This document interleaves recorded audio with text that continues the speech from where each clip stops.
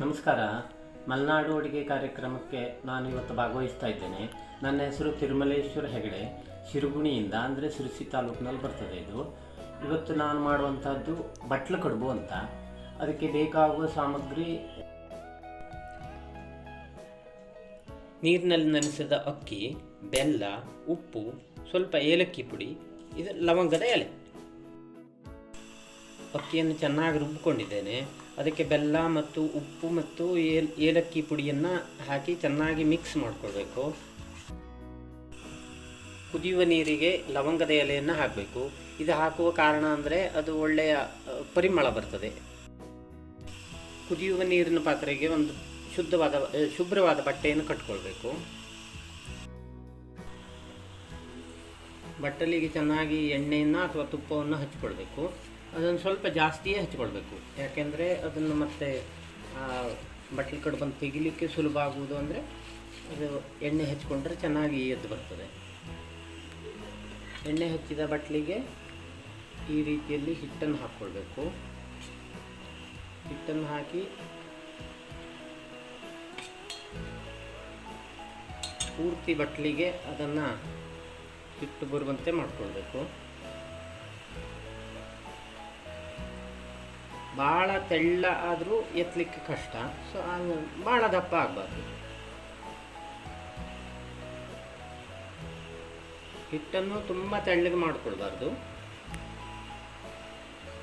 ಈ ರೀತಿ ಅದನ್ನು ಬಟ್ಟೆಯನ್ನು ಕಟ್ಟಿದ ಪಾತ್ರೆ, ಅಂದರೆ ಶುಭ್ರವಾದ ಆವಿ ಬರುವಂಥ ಇದಕ್ಕೆ ಶುಭ್ರವಾದಂಥ ಬಟ್ಟೆಯನ್ನು ಕಟ್ಕೊಳ್ಬೇಕು.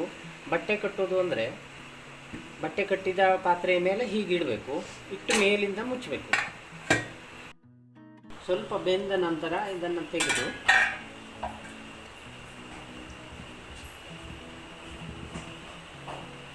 ಬಟ್ಲನ್ನು ಹೀಗೆ ತಿರುಗಿಸಿ ಹಾಕಬೇಕು. ಇದನ್ನು ಮೊದಲೆಲ್ಲ ಆಲೆಮನೆಯ ಸಂದರ್ಭದಲ್ಲಿ ಮಾಡ್ತಾಯಿದ್ರು. ಅಂದರೆ ಕಾಕಂಬಿಯ ಜೊತೆ ಅಕ್ಕಿಯನ್ನು ಬೀಸ್ಕೊಂಡು ಅದಕ್ಕೆ ಏಲಕ್ಕಿ ಮಿಶ್ರಣ ಇವನ್ನೆಲ್ಲ ಹಾಕಿ ಹಿಟ್ಟನ್ನು ರೆಡಿ ಮಾಡಿಕೊಂಡು ಮಾಡ್ತಾಯಿದ್ರು. ಈಗ ನಾನು ಬೆಲ್ಲದ ಜೊತೆ ಮಾಡ್ತಾ ಇದ್ದೇನೆ.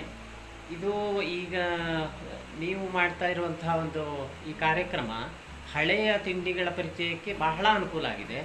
ಈಗಿನ ಎಷ್ಟೋ ಜನಕ್ಕೆ ಈ ಹಳೆಯ ತಿಂಡಿಗಳೆಲ್ಲ ಮಾಹಿತಿ ಇಲ್ಲ. ಅದು ತುಂಬ ಜನಕ್ಕೆ ಇದು ಈಗ ಗೊತ್ತಾಗ್ತಾ ಇದೆ. ನೀವು ಹಿಂದೆ ತೋರಿಸಿದ ಎಷ್ಟೋ ಖಾದ್ಯಗಳು ಜನರಿಗೆ ಪರಿಚಯ ಇಲ್ಲ. ಅದೇ ರೀತಿ ಇದು ಬಹುಶಃ ಕೆಲವರಿಗೆ ಗೊತ್ತಿರಲಿಕ್ಕಿಲ್ಲ. ಹಾಗಾಗಿ ಸುಲಭದ ಒಂದು ಕಜ್ಜಾಯ ಇದು. ಎಣ್ಣೆ ಕಡಿಮೆ ಸಾಕು, ತಿನ್ನಲಿಕ್ಕೂ ಟೇಸ್ಟ್ ಇರುತ್ತೆ, ಮತ್ತು ಎಲ್ಲರೂ ಮಾಡ್ಬೋದು, ಯಾರೇ ಆದರೂ ಮಾಡ್ಬೋದು. ಸ್ವಲ್ಪ ಸಮಯ ಜಾಸ್ತಿ ಬೇಕು ಇದನ್ನು ಮಾಡಲಿಕ್ಕೆ. ಇದು ಬೆಂತ ಇಲ್ವಂತ ಈಗ ತೆಗೆದು ನೋಡೋಣ.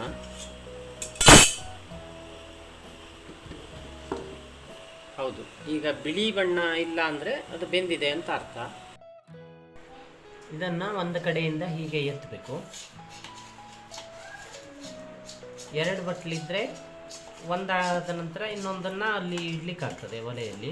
ಆವಾಗ ಸ್ವಲ್ಪ ಬೇಗ ಮಾಡ್ಬೋದು. ಇದು ಸ್ವಲ್ಪ ಸಮಯ ಜಾಸ್ತಿ ಆಗೋದ್ರಿಂದ ಗಡಿಬಿಡಿಯಲ್ಲಿ ಮಾಡಲಿಕ್ಕಾಗೋದಿಲ್ಲ. ಈಗ ಬಟ್ಲು ಕಡುಬು ರೆಡಿ ಆಯಿತು. ಈ ಅವಕಾಶಕ್ಕಾಗಿ ಧನ್ಯವಾದ. ಇದನ್ನು ಈಗ ತುಪ್ಪದ ಜೊತೆ ತಿನ್ನಬಹುದು. ತುಂಬ ಟೇಸ್ಟ್ ಇರುತ್ತೆ, ತುಂಬ ರುಚಿಕರವಾಗಿರುತ್ತೆ. ಮಕ್ಕಳಿಗೂ ಕೊಡ್ಬೋದು, ಮನೆಯವರು ಎಲ್ಲರೂ ತಿನ್ಬೋದು. ಸಿಹಿ ಆದ್ದರಿಂದ ಡಯಾಬಿಟೀಸ್ ಇರುವವರಿಗೆ ಸ್ವಲ್ಪ ಕಷ್ಟ.